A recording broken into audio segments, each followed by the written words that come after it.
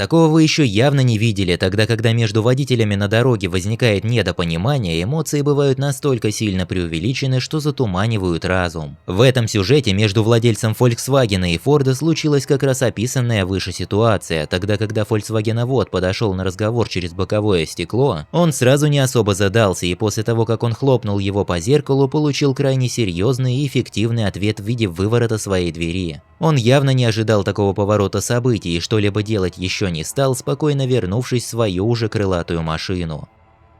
Видно, что владелец синего Citroёна очень сильно суетится и перестроился без поворотника в ряд, в котором двигается автор. После того, как они оба остановились, с правой стороны тотчас подъехал возмущенный водитель на Ford Kuga, который сразу попытался открыть пассажирскую дверь, но у него ничего не вышло, поэтому он принялся что-то доказывать через закрытую. И когда фордовод хлопнул его по стеклу рукой, владелец Citroёна не выдержал и живо выскочил на улицу, чтобы хлопнуть его по фаре.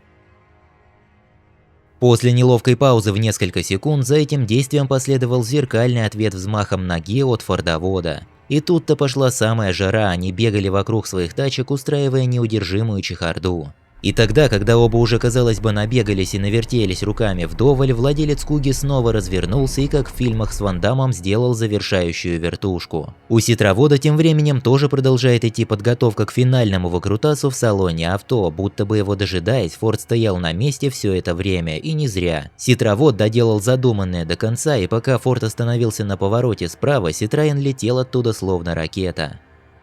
А вот вам еще одна удивительная история, когда автор и его пассажир придерживаются взглядов того, чтобы не пускать любителей езды по обочине, и наполовину перекрывают ее. Ожидают, что впереди едущий водитель иномарки обязан начать соответствовать их запросам, которые они выражают внутри салона, на то, чтобы он делал так же и не пускал обочечников. Но, как вы можете заметить, он старается не тратить нервы понапрасну и терпеливо входить в положение людей, оставляя впереди себя достаточный зазор, чтобы они смогли вернуться обратно в ряд. Тут-то автора и его пассажира понесло, они начали повышать тон и сигналить ему, чтобы выйти на разговор, доказав, что он не прав. Владелец иномарки, в свою очередь, открыл дверь и тоже начал отстаивать свою точку зрения. Автору не захотелось его выслушивать, и он объехал его по обочине, продолжая удерживать ее от тех, кто пытается пролезть. Дальше у владельца Тойоты начало подгорать, и он перекрыл проезд героя видео, полностью остановившись посреди дороги, и уверенно пошел на разговор. Но так как у автора были намерения завершить все это дело, он надавил на газ и тюкнул стоящую машину. После этого их разговоры продлились достаточно долго и чудом не дошли до точки невозврата. Как думаете, запись автора, на которой видно, что он сам тюкнул его в бок, как-то ему поможет? Тем временем взгляните на дорогу впереди, там уже практически никого не осталось и поток полностью рассосался.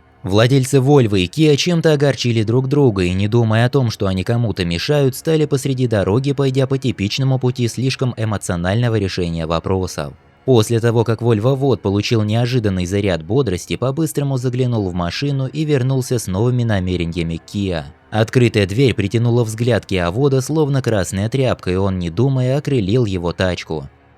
Дорога с односторонним движением, и автор спокойно себе подъезжает к стоп-линии, как неожиданно с правой стороны появляется водитель Volkswagen Polo, намеревающийся повернуть против движения. Но это ладно, когда он осознал, что не автор перекрывает ему дорогу, а он сам не прав, поехал через пешеходный переход на тротуар, усугубляя свое положение до максимума. Судя по всему, он даже не заметил, что позади него находились сотрудники ДПС, перед которыми он все это провернул. Владелец черной иномарки вспомнил, что ему нужно перестроиться с крайнего правого ряда в крайний левый, включил сигнал поворота и направился к цели, не убедившись в том, видят ли его и пропускают другие люди. К слову, водитель сидельного тягача как раз таки не видел его и зарядил ему в левое крыло. А здесь белый автомобиль занял полосу, находясь в которой был обязан уступить автору дорогу перед поворотом налево, а не лезть на авось, получая при этом награду. Кто-то стоит в левой полосе и ожидает момент, пока дорога для поворота налево станет свободна, а кто-то наоборот маневрирует без особых раздумий и с правой. Вдоволь насмотревшись на подобных знатоков, одного из них автор решил не пускать и не дал ему юркнуть, объезжая припаркованные автомобили.